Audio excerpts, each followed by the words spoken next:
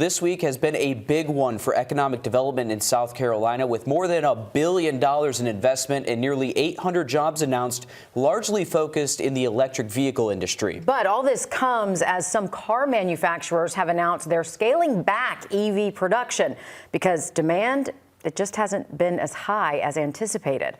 Our State House reporter Mary Green explains whether experts think South Carolina should be concerned.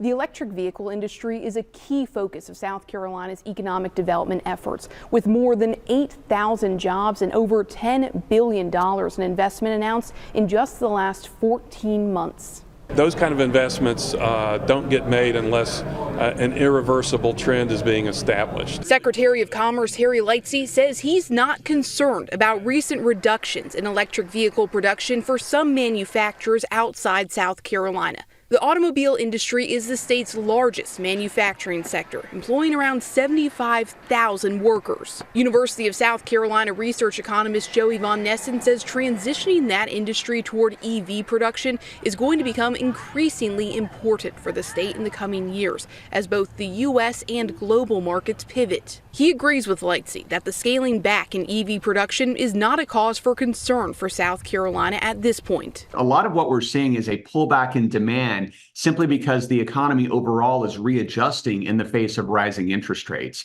And so what we've seen is a tapering in the growth of EVs, just as we've seen a tapering in the growth of sales across all vehicles, EVs and internal combustion engine vehicles. And Von Nessen believes electric vehicles will be a significant part of the automotive industry. But he adds how quickly that expansion happens is hard to predict.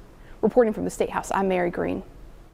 The thousands of new jobs in the EV industry across South Carolina are expected to open as the state is already facing a worker shortage across all industries.